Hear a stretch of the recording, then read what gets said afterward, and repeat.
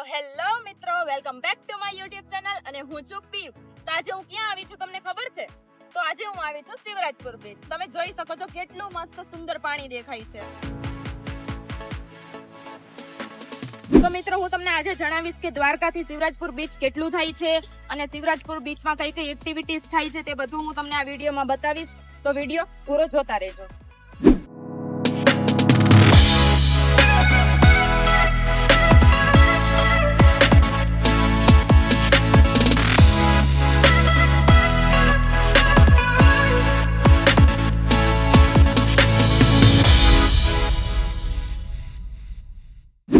શિવરાજપુરની ટિકિટ્સની વાત કરીએ તો પર પર્સન 30 રૂપિયા ચાર્જ છે અને જો તમારી પાસે તમારી પર્સનલ કાર હોય તો પાર્કિંગનો ચાર્જ 50 રૂપિયા છે અને ટાઈમિંગ સવારે 8 થી સાંજના 7 વાગ્યા સુધીનો છે.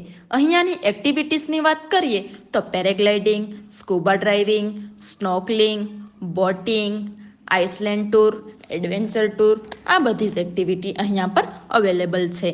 ઓક્ટોબરથી એપ્રિલની વચ્ચે બધી જ એક્ટિવિટીઝ ચાલુ હોય છે, પણ અત્યારે હાલમાં બંધ છે.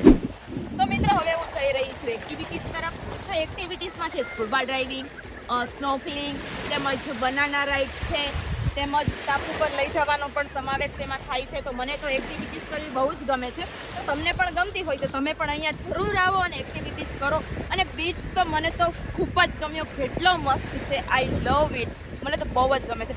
મારે તો ફટાફટ એક્ટિવિટીઝ તરફ જવું છે, તો હું તો જાઉં છું.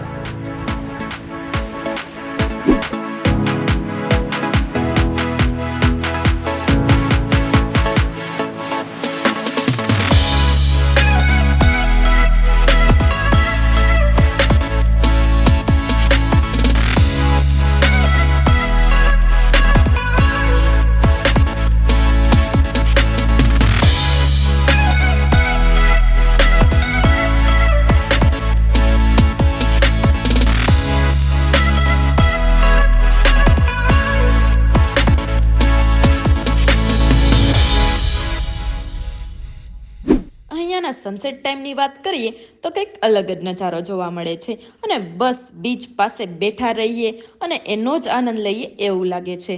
અને સાંજના સમયે બીચ વ્યૂ જોઈએ તો ઓ માય ગોડ, મને તો શિવરાજપુરનો સાંજનો વ્યૂ ખૂબ જ ગમ્યો.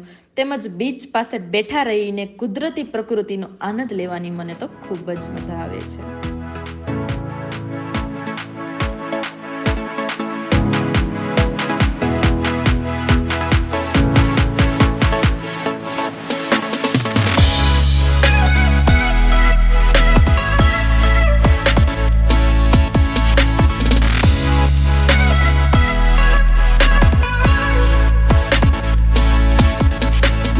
શિવરાજપુરમાં જો તમારે કેમ્પનો આનંદ લેવો હોય તો અહીંયા કેમ્પિંગ પણ અવેલેબલ છે. 2,500 થી 3,000 સુધીમાં તમને અહીંયા કેમ્પ મળી જાય છે. તેમજ તમારે દ્વારકા જવું હોય તો શિવરાજપુરથી દ્વારકા માત્ર 12 કિલોમીટર થાય છે, તો તમે દ્વારકા જઈને પણ સ્ટે કરી શકો છો.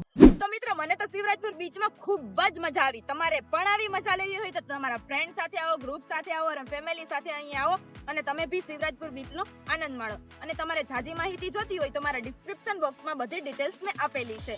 તો જો તમને આ મારો વ્લોગ સારો લાગ્યો હોય તો મારા વ્લોગને લાઈક કરો, શેર કરો અને ચેનલને સબસ્ક્રાઇબ કરવાનું ન ભૂલતા. અને હા મિત્રો, એક મિનિટ, નેક્સ્ટ વ્લોગ તમારે ક્યાંનો જોવો છે તે ફટાફટ મને કમેન્ટ કરો. હું મારા તરફથી પૂરતી ટ્રાય કરીશ. હું ત્યાં જઈને વ્લોગ બનાવું અને તમને લોકોને પૂરેપૂરી ઇન્ફોર્મેશન આપું. તો મળીએ આગલા વ્લોગમાં. બાય, ટેક કેર, મહાદેવ હર.